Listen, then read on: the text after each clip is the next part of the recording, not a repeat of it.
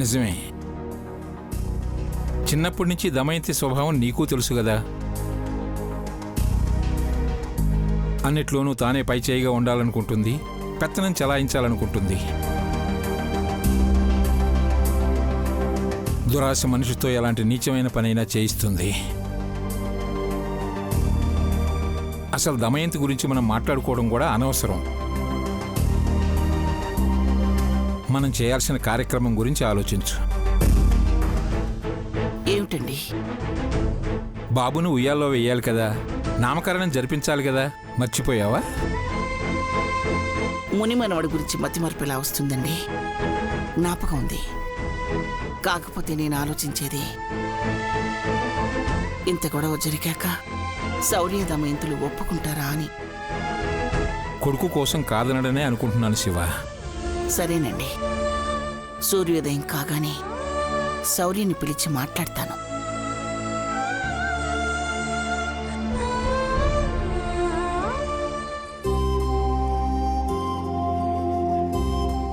కళ్యాణి, ఎందుకంత రిస్క్ చేశావు?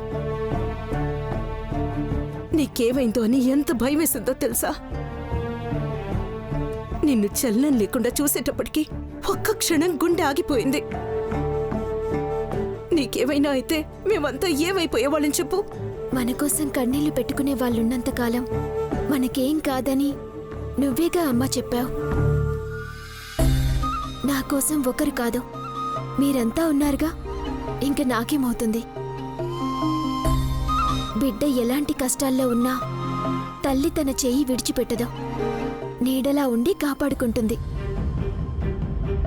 దానికి ఉదాహరణ నువ్వే. కళ్ళు కూడా కన్నీళ్లు పెట్టలేనన్ని కష్టాలు నీకున్నా ఏ రోజైనా నన్ను విడిచిపెట్టి ఉన్నావా చెప్పు?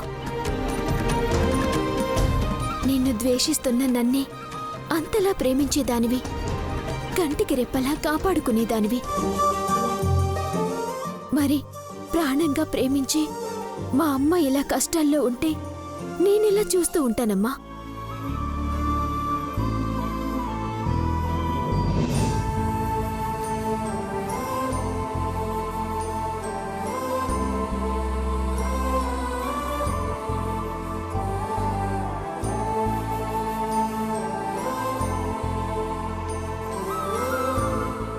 అయినా నువ్వు దొంగతనం చేశావంటే ఎలా నమ్ముతారని దమయంతి అత్తయ్య అలా చేసిందో నాకు అర్థం కావడం లేదు.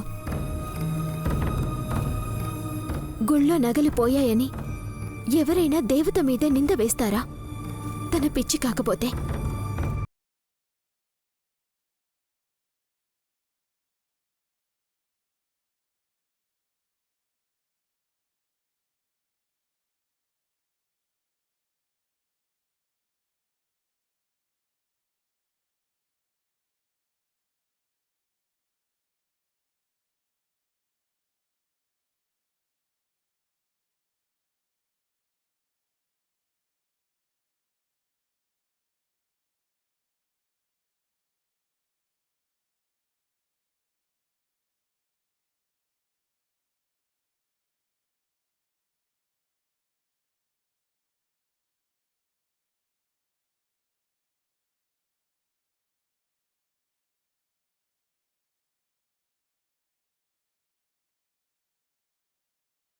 అంటే జరిగిందంతా మర్చిపోవాలా అమ్మా?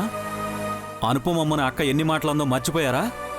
చెయ్యని తప్పుకి దొంగ అన్నారు, ఇల్లు రాయించుకోవాలని చూసింది. అలాంటి ఆవిడతో మీ మనవడికి బారసాలు జరిపిస్తామని మీరు ఎలా అడగలరమ్మా?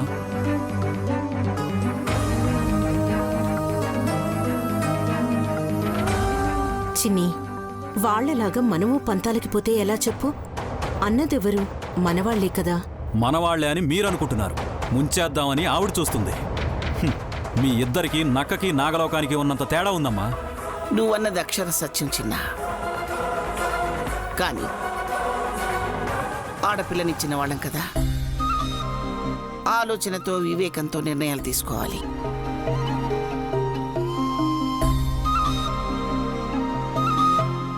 వాళ్ళు తొందరపడి మాట అనొచ్చు. మనమందరం మన పిల్ల గురించి ఆలోచించాలి. అందుకే జరిగిన గొడవంతా మర్చిపోవాలి.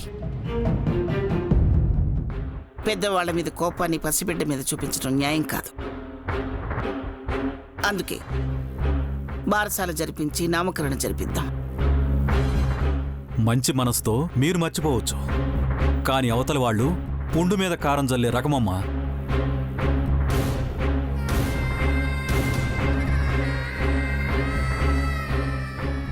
ఇప్పటికే దొంగతనం చేసింది దమయంతక్కేనని మన అందరం అన్నాం.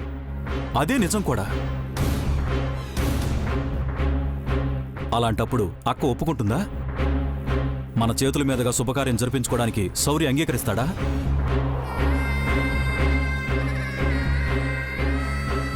తప్పు మన వైపు ఉంటే శౌర్య నోరు లేచేది. కానీ తప్పు వాళ్ళ అమ్మ చేసింది కదా, అందుకే మనం చెప్పేది వాడు వింటాడు.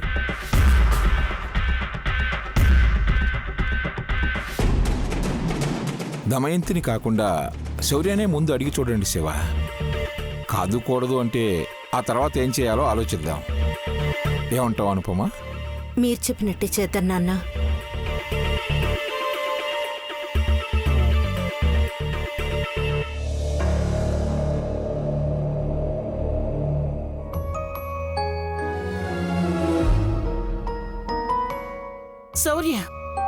శౌర్య నీతో కొంచెం మాట్లాడాలి.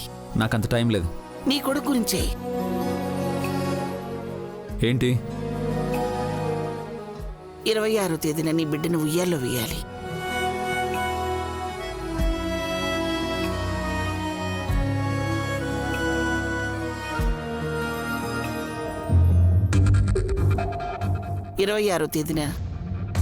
నీ బిడ్డను ఉయ్యాల్లో వేసి నామకరణ చెయ్యాలి.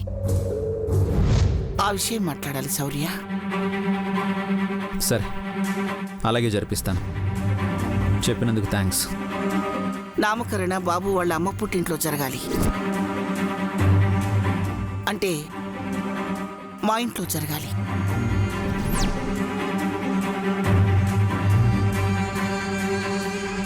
వాడి తల్లి సంపద పుట్టిల్లు మీ ఇళ్ళలా అవుతుంది.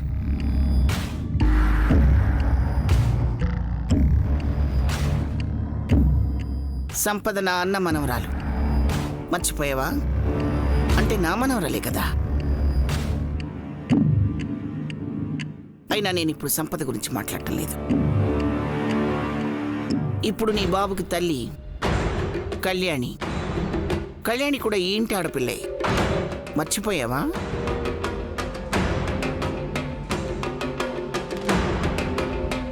ఏ క్షణమైతే కళ్యాణి మెళ్ళో తాడి కట్టావో అప్పుడే నీకు భార్య, వాడికి తల్లి అయింది శౌర్య. చూడండి, మీకు చాలాసార్లు చెప్పాను, కళ్యాణి పేరుకు మాత్రమే నా భార్య. నా జీవితంలో సగభాగం కాని కళ్యాణి వాడికి తల్లి ఎలా అవుతుంది?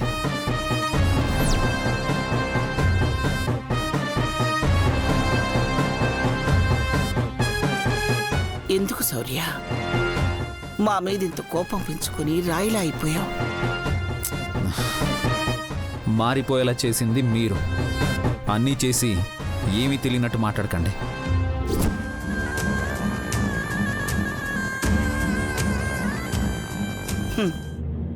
ఏం చేశామో చెప్పు. మీ కూతురు అనుపమ కళ్యాణిలు కలిసి నా బిడ్డకి తల్లిని దూరం చేశారు. మొన్నటికి మొన్న మీ కూతురు అనుపమ గారు నా కొడుకుని కిడ్నాప్ చేయించారు. అంత చిన్నపిల్లాన్ని కిడ్నాప్ చేయించడానికి ఈవిడి గారికి మనసు ఎలా వచ్చిందో.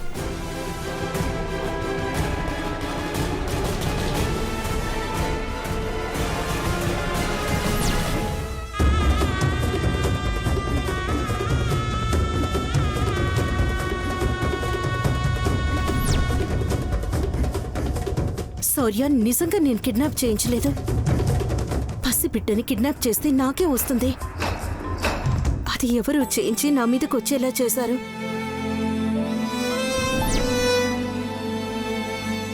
శౌర్య, ప్రాణం పోయిన అనుపమ అలాంటి పని చేయదు. ఒక్కసారి మనసుతో ఆలోచించు.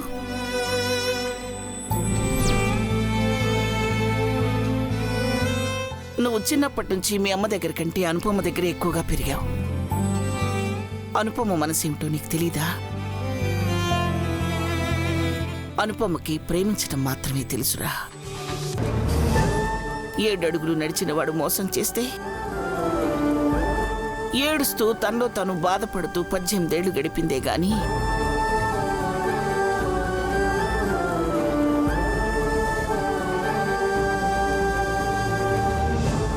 ఏ రోజు వదిలేసి వెళ్ళిపోయిన వాణ్ణి గాని మనల్ని గాని ఒక్క మాట కూడా అనలేదురా.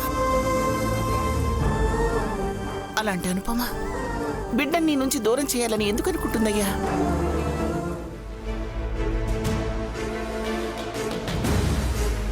మీరు మా వాడికి చేసిన గీతోపదేశం చాలమ్మా. ఎప్పుడేం చేయాలో మాకు బాగా తెలుసు. మీరేం జరిపించనక్కర్లేదు. అంత బాగా తెలిసేనా దొంగతనం నువ్వు చేసి నింద అనుపమ మీద వేశావు. ఛీ, అసలు మాట్లాడుకో. శౌర్య ఆగు. శాస్త్ర ప్రకారం ఆచార ప్రకారం జరిగితే బాబుకి మంచిది శౌర్య. అందుకే అడుగుతున్నావు. అవసరమైతే వాడికి పేరు పెట్టడమైనా మానేస్తాను. అంతేకాని మీ చేతుల మీదుగా జరిపించడం నాకు ఇష్టం లేదు.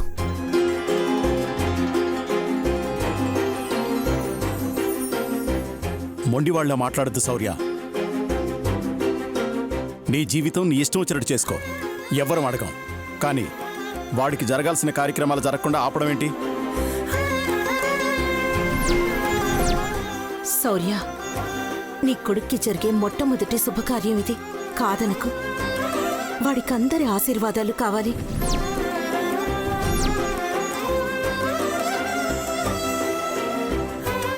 మీ అమ్మ మనస్తత్వం గురించి నీకు బాగా తెలుసు. అయినా నువ్వు మీ అమ్మ మాటలే వింటున్నావు. ఆ మాటలు అగ్నికి ఆజ్యం పోసినట్టుంటాయి. ఒక్కసారి మనశ్శాంతిగా కూర్చుని ఆలోచించరా. అది కాదు నాన్న. ఇంకేం చెప్పక శౌర్య. నా మీద ఏమాత్రం గౌరవం ఉన్నా నామకరణం చేయించడానికి ఒప్పుకో.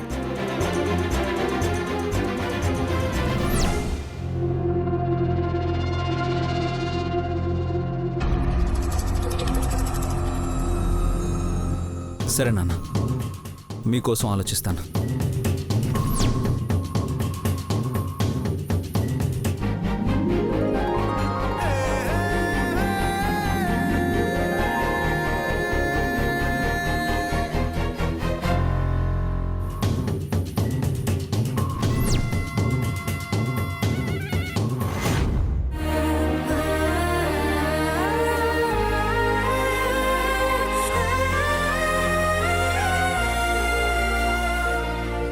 శౌర్య ఆలోచిస్తాను అన్నాడంటే ఒప్పుకున్నట్టే అమ్మా.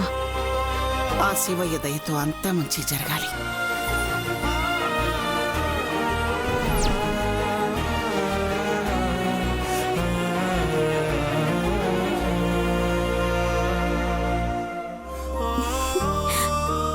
కన్నయ్య, 2 రోజుల్లో నిన్ను ఉయ్యాల్లో వేస్తారు. నీకంటూ ఒక బెడ్ వస్తుంది. అప్పుడు ఏం చెక్క నువ్వు అందులో ఆడుకోవచ్చు. నీకు పేరు కూడా పెడతారు తెలుసా? మా అమ్మ వాళ్ళు, నానమ్మ వాళ్ళు కూడా వస్తారు. అందరం మళ్ళీ నీ వల్ల కలవబోతున్నాం. అవును, నీకు ఏ పేరు పెట్టాలి? మంచి పవర్ఫుల్ పేరు పెట్టాలి. పేరు వినగానే అబ్బా భలే ఉంది అనుకోవాలందరూ. పెద్ద ఫంక్షన్ చేయిస్తాలే. ఇల్లంతా అలంకరించమని చెప్తాను. అలాగే నువ్వు వాడుకోవడానికి బోలెడన్ని బొమ్మలు తెమ్మని మీ నాన్నకి చెప్తాను. సరేనా? నేనేదైనా అడిగితే కుదరదు అంటారు. కానీ కొడుకువి, నీకోసమంటే చెప్పిన దానికన్నా ఎక్కువ తెస్తారు. ఈ కళ్యాణి ఫంక్షన్ ఎంత గ్రాండ్ గా చేస్తుందో చూడు. ఊళ్ళో పెళ్లికి కుక్కల హడావుడి అంటే ఇదేనేమో.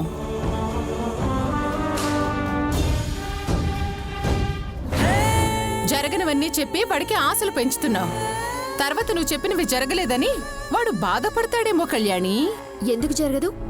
జరుగుతుంది. మా అమ్మ వాళ్ళు అడిగినప్పుడు ఆఫీసర్ చేద్దామన్నాడు. నువ్వు సరిగ్గా వినలేదనుకుంటా కళ్యాణి. చేద్దాం అనలేదు, ఆలోచిద్దాం అన్నాడు. సొంత కొడుకు నామకరణం ఎవరొద్దనుకుంటారు? ఎవ్వరూ అనుకోరు. కానీ నువ్వన్నట్టు మీ అమ్మ వాళ్ళు, నానమ్మ వాళ్ళు నామకరణానికి రావడం నాకు, నా కొడుక్కి ఇష్టం లేదు. అయినా వాడికి మీరేమవుతారు? నువ్వేమైనా వీడిని కన్నావా? లేకపోతే అనుపమేవైనా నిన్ను కనిందా? మా అమ్మకి వయసు పెరిగే కొద్దీ మతిమరిపోస్తున్నట్టుంది. మాధురి పేరు వింటేనే నిప్పులు కక్కేది. ఏం మాయ చేసావో ఏమో, నా మనవరాలు అని కలవరిస్తోంది. ఛ! ఎక్కడలేని సంతంతా వచ్చి నా ఇంట్లో పడింది. నువ్వెందుకు ఇలా అయిపోయావు నాకు తెలుసుకోవాలనుందత్తయ్య. అసలు నేనంటే నీకెందుకు పడదో నాకిప్పటికీ అర్థం కావడం లేదు. మీ విషయంలో నాకు తెలియకుండా నేనేమైనా తప్పు చేసుంటే చెప్పండి అత్తయ్య. నీకు సమాధానం చెప్పాల్సిన అవసరం నాకు లేదు. నాకు చెప్పకపోయినా పర్వాలేదు, వీడికైనా సమాధానం చెప్పండి అత్తయ్య. వీణ్ణి మీరు ఎందుకు ప్రేమగా హక్కును చేర్చుకోవడం లేదు? వీడేం తప్పు చేశాడు?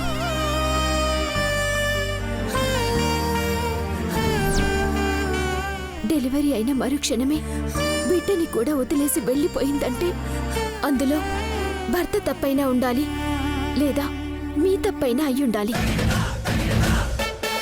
నీకు తెలీదా? వాళ్ళమ్మ సిద్ధుని ప్రేమించి వెళ్ళిపోయింది. అది తెలుసు, కానీ పెళ్ళై బాబుని కన్న తర్వాత కూడా వెళ్ళిపోయిందంటే తనకిక్కడ ప్రశాంతత, ప్రేమ దొరకలేదు అనుకుంటా. మీరు ఏ రోజైనా ప్రేమగా తనని చూసుకున్నారా? ఎప్పుడు చూసినా తనని అనుమానిస్తూనే ఉన్నారు. అలా కాకుండా మార్చుకోవాల్సింది కదా. ఆఫీసర్ చాలా మంచివాడు, మావయ్య దేవుడు. ఆఫీసర్ని మీ మాటలతో పూర్తిగా మార్చేశారు. కానీ త్వరలోనే ఆఫీసర్ మారుతాడు, చూస్తూ ఉండండి. పదకన్నయ్య, ఇలాంటి వాళ్లతో ఎంత మాట్లాడినా వేస్ట్.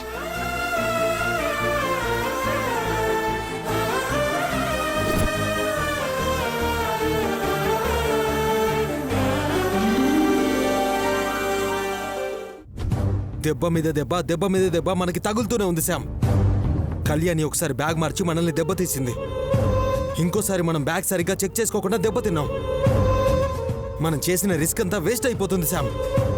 జరిగేవన్నీ చూస్తుంటే మనకి సినిమా ఇండస్ట్రీ వర్కౌట్ అవ్వదేమో అనిపిస్తుంది సిద్ధు. ఇక ప్రయత్నించకపోవడమే బెటర్ ఏమో. చిన్నప్పటి నుంచి 70mm స్క్రీన్ మీద సినిమా చూసినప్పుడల్లా రంగుల ప్రపంచంలోకి వెళ్ళాలని గట్టిగా ఫిక్స్ అయ్యేవాడిని శామ్. ఇది నా డ్రీమ్. అనుకున్న డ్రీమ్ సాధించలేకపోతే వేరే పని చేసుకోవడం కంటే చావడం బెటర్. వర్కౌట్ కానప్పుడు మనం ఏం చేయగలం సిద్ధు? మన తలరాత ఇంతేనేమో. నీలా అనుకునుంటే ఆకలి కడుపులతో పస్తులతో పడుకున్న వాళ్ళు ఈరోజు ఇండస్ట్రీలో టాప్ పొజిషన్లో ఉండేవాళ్ళు కాదు శామ్. మరి మనం ఇంకేం చేయగలం చెప్పు? మనకిదే తెలుసు శామ్, ఇంకేమీ తెలీదు. ఇక్కడే మనం ఎవరికి అందనంత ఎత్తికెదగాలి, ముఖ్యంగా శౌర్యకి. నార్మల్గా ఉంటే శౌర్య ఏదో ఒక రోజు మనం కనిపిస్తే కాల్చి పడేస్తాడు. బట్ మనం స్టార్స్గా ఎదిగితే శౌర్య మనకి సెక్యూరిటీగా వస్తాడు. నువ్వు చెప్తుంటే నేను కన్విన్స్ అయిపోతాను, కానీ మనం ఇప్పుడు ఏం చేయగలం? మన నెక్స్ట్ స్టెప్ ఏంటి? చెప్తాను. మాస్టర్ ప్లాన్ రెడీ చేస్తాను. ఆ ప్లాన్ ఎలా ఉంటుందంటే ఎవ్వరూ గెస్ కూడా చేయలేరు. కెరియర్ గురించి నువ్వు ఇంకా ఆలోచించడం మానేశాం, నేను చూసుకుంటాను. ఈ సంపదతో ఎలా నింపుతానో చూస్తూ ఉండు.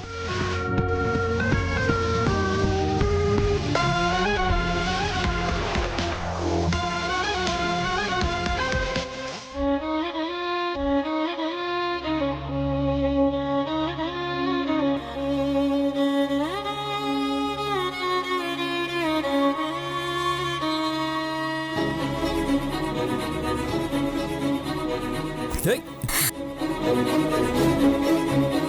రేయ్! రేయ్! రేయ్! ఆగండి!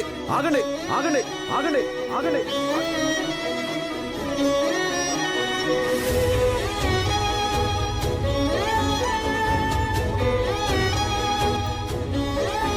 దొంగతనానికి వచ్చినట్టున్నారు నానమ్మ. డబ్బులు, నగలు ఎక్కడున్నాయి? అమ్మ గదిలో.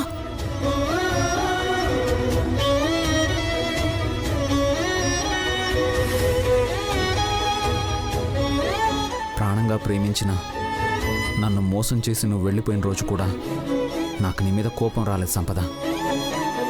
బట్ ఈరోజు ఫస్ట్ టైం నువ్వంటే కోపం వస్తుంది. నిన్ను మళ్ళీ ఇంట్లో చూడగానే బాబు కోసం వచ్చావనుకున్నాను. నీ తప్పు తెలుసుకుని తిరిగొచ్చావేమో అనుకున్నాను. కానీ నీతో ఆ సిద్ధుని చూస్తే నాకేం అర్థం కాలేదు. నువ్వు వచ్చింది బాబు కోసం కాదు, డబ్బు కోసం అని తెలిసేసరికి నిన్ను సిద్ధుని షూట్ చేయాలంత కోపం వచ్చింది. టైంకి గన్ను లేదు కాబట్టి సరిపోయింది. చూసావా కన్నయ్య, మీ అమ్మ వల్ల ఆఫీసర్ ఎంత ఫీల్ అవుతున్నారు. పాపం ఆఫీసర్ చాలా మంచోడు, అంతే మొండోడు కూడా.